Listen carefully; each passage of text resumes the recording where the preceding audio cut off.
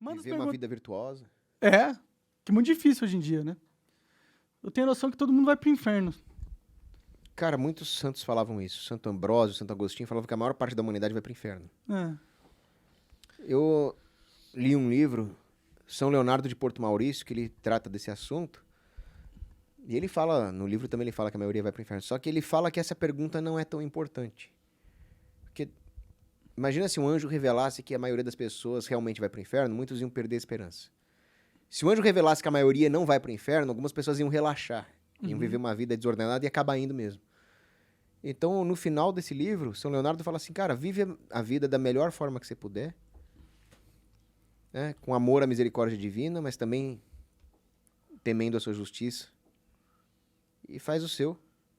E Confia deixa em Deus. essa questão pra depois, né? Essa pergunta não é a pergunta mais importante que tem. Pode crer. Eu pessoalmente não acredito no inferno, pra ser sincero. Cara, o inferno existe, é real. Eu acredito no Dogma. inferno em terra, né? Não.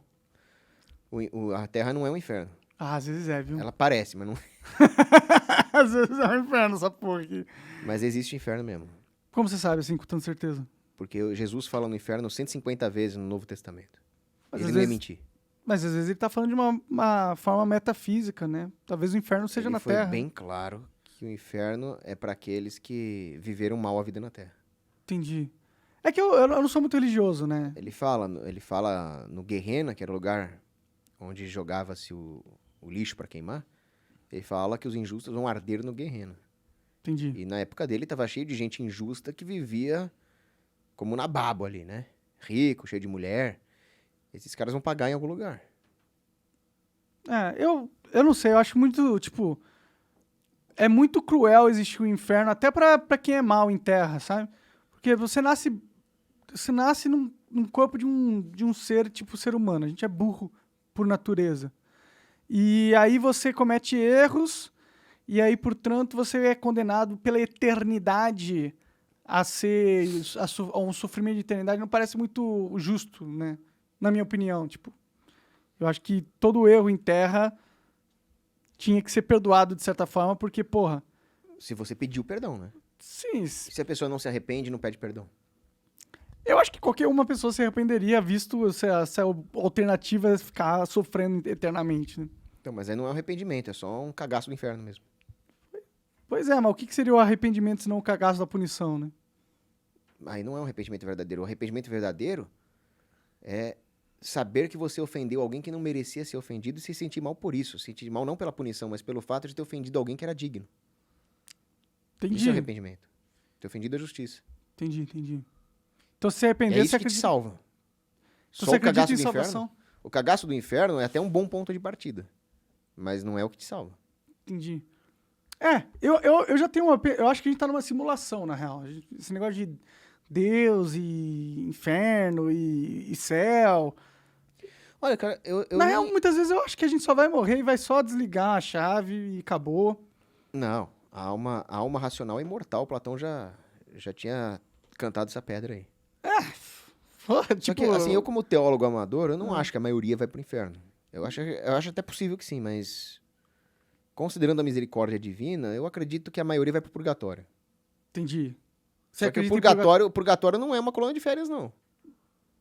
Purgatório é um fogo, da mesma natureza do inferno, um sofrimento inimaginável. Entendi. E algumas pessoas passam séculos no purgatório. Não é legal também. Eu acho que até a própria noção de tempo num espaço metafísico que não é a realidade se perde, né? Exatamente, olha, você matou a pau. Eu não me lembro agora o nome do cara que era amigo do Padre Pio, que ele ficou no purgatório algumas horas e achou que tinha passado 300 anos. Entendi. Mas, tipo, são relatos de pessoas, né? Isso aí não é realmente não relatou algo. Não aconteceu um milagre. Eu sou cético pra caralho.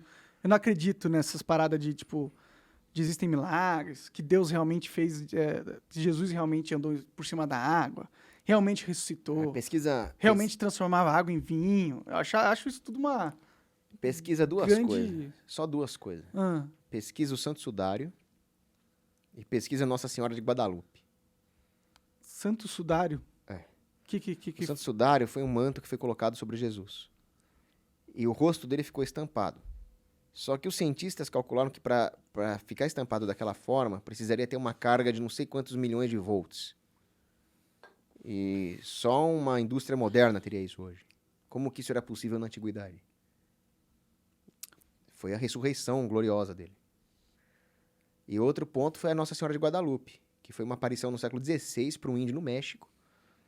E a tinta que tem em cima da imagem de Guadalupe, ela flutua no pano. Ela não está impregnada no pano como uma tinta normal. A ciência não explica essas duas coisas. Eu poderia te dar uma lista de coisas que a ciência não explica, mas só para citar duas. É porque, na minha visão, se existe realmente o sobrenatural, né, eventualmente alguém ia ter uma prova realmente, assim, tipo... Alguém ia mostrar algo que ninguém pode explicar realmente, assim, tá ligado? Eu nunca... Porque se tivesse alguma coisa que é inexplicavelmente sobrenatural, estaria em todos os jornais e todos os programas de TV e ia ser um caos social, tipo, todo mundo ia ficar sabendo sobre isso. Não ia ser uma nota de rodapé que algumas pessoas sabem, e, tipo, como se fosse uma curiosidade da vida. Curiosidade, existe sobrenatural. E tem uns negócios assim. Não, se fosse algo realmente sobrenatural, todo mundo ia falar sobre isso. Ia ser um negócio chocante, ia ter vídeos na escola, tipo, entendeu? Porque um ser humano é isso. A gente quer muito que o sobrenatural realmente exista. Eu quero. Quero muito. Eu quero muito que realmente exista algo além da própria realidade nua e crua, da forma que a gente vê. Porque é uma esperança num depois, né? Tem Nossa Senhora de Fátima também, o Milagre do Sol. Milhares de pessoas viram. Isso aí é quando depende de uma informação que alguém viu, já não é muito confiável, né? Mas se o sobrenatural se revelasse completamente, não ia mais ter fé, não ia mais ter livre-arbítrio. Não necessariamente, né? Mas, bom, beleza. Só sei que... Bom, eu não acredito muito em sobrenatural. Infelizmente, já acreditei em Deus mais do que eu acredito hoje. Né? Eu ainda gosto de acreditar na ideia de Deus, porque se eu não acreditar na ideia de Deus... A vida não faz sentido nenhum, e então isso é meio trágico e não consigo sair da cama se for assim. Mas ao mesmo tempo é o que parece, né? É o que parece. Parece que a vida é meio trágica mesmo. É só uma brincadeira sem graça. É só um sofrimento que não leva a nada e é isso. Monark, você está sendo extremamente lógico, sabe? Porque é verdade. Ou existe Deus ou nada faz sentido. A gente só tem dois caminhos. Ou é Santo Agostinho ou é Nietzsche. Sim. O cara que quer ver sentido sem Deus, ele está sendo filosoficamente incoerente. Então esse é um ponto onde nós concordamos. Agora, meu ponto é que Deus existe.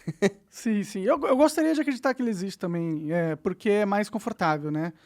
Do que não faz sentido nada, né? Mas é difícil às vezes acreditar realmente que ele existe. Mas tudo bem, né? Faz parte. A vida é isso, acho que todo mundo tem que pensar sobre isso. Se bem que muitas pessoas nem pensam sobre isso, né? Porque elas estão mais preocupadas em sobreviver, né? Normal. Mas às vezes as pessoas estão mais preocupadas com subsistência, elas justamente retiram a força delas de uma crença férrea em Deus, né? Sim, mas às vezes era porque elas não pensaram muito sobre isso também. Agora, né? se não me engano foi Heidegger, que ele falou que se Deus não existe, tudo é permitido. Então uma sociedade que perde a fé, ela fica meio perigosa. A sociedade é perigosa, né? De qualquer jeito. Eu tava vendo outro dia ali, o Papa Gregório XVI escreveu uma encíclica. Ele fala que as revoluções, a Mirare Vos, ele fala nessa encíclica que as guerras, revoluções, tudo aquilo que é destrutivo é um produto da quebra da aliança do homem com Deus. Então essa sociedade que perdeu o foco de Deus no centro resultou em todas as barbáries do século XX, o comunismo, o nazismo, o fascismo, revoluções, genocídios. Isso é o resultado de uma sociedade sem Deus, né? E a gente vive numa sociedade de genocídios e essas coisas. E ultimamente sem igreja. Não é que não tem igreja. A igreja católica ela vai persistir até o final dos tempos com o auxílio do Espírito Santo. Mas nós estamos sem papa, cara. Tem o Papa, né? O Francisco lá, né? Então, aí que tá. Há pouco tempo eu me converti ao sedevacantismo. O que é isso aí? Não faço a menor ideia. O sedevacantismo é uma posição teológica dentro da Igreja Católica que constata que o Papa Francisco não é Papa. E que a Sé, né, o Vaticano, a sede, está vazia. Está sem Papa. Ele é tipo um impostor? Exatamente. Por que isso acontece? Porque durante muito tempo os modernistas tentaram capturar as estruturas da igreja para usar essas estruturas como legalistas contra a palavra de Deus, contra a verdadeira fé. Só que sempre foi assim, os fariseus lá, o pessoal que acusou Jesus Cristo, eles se diziam os doutores da lei. Se chegasse um romano falando alguma coisa contra Cristo, os judeus não iam acreditar, porque o romano era pagão. Mas se os próprios doutores lá do Sinédrio falarem alguma coisa contra Cristo, eles tinham o que na mão? A aparência da lei. Uhum. Então, a igreja sofreu muitos ataques, invasões militares dos muçulmanos, etc. Mas eles perceberam que eles só iam conseguir realmente abalar a igreja se eles tomassem a estrutura de aparência da lei dessa igreja para pregar falsas doutrinas. Para isso, eles teriam que eleger um falso papa. Durante muito tempo, eles tentaram isso. Pio X não deixou que isso acontecesse. Foi um grande papa. Só que quando acabou a Segunda Guerra Mundial, elegeram um cara chamado Roncalli, João 23, como suposto papa. Só que pela própria doutrina da igreja, ele não poderia ser papa. Por quê? Porque ele era maçom. Maçom não pode ser papa. Não pode ser papa pelo seguinte: os documentos da igreja, vários deles, dizem que o maçom não pode ser católico. Alguém que está na maçonaria está automaticamente excomungado da igreja católica, igual uma mulher que faz aborto. Entendi. Então, por exemplo, se eu chegar aqui e acabei de sair com uma prostituta, vamos supor, eu ainda sou católico, porque sair com uma prostituta é pecado, mas não é uma heresia. Então, não é um pecado que dá excomunhão. Então, eu estou em pecado mortal, mas não estou fora da igreja. Agora, se eu ajudei uma mulher a fazer aborto, aí eu estou fora da igreja. Tá. Se eu me filiei à maçonaria, eu estou fora da igreja. Você acaba de assistir um corte do Monarch Talks. Agradeço demais, mas se você quiser ver o vídeo na íntegra e acompanhar ao vivo todas as transmissões, você tem que ir lá no rumble.com/monarch para não perder nada. Segue a gente lá.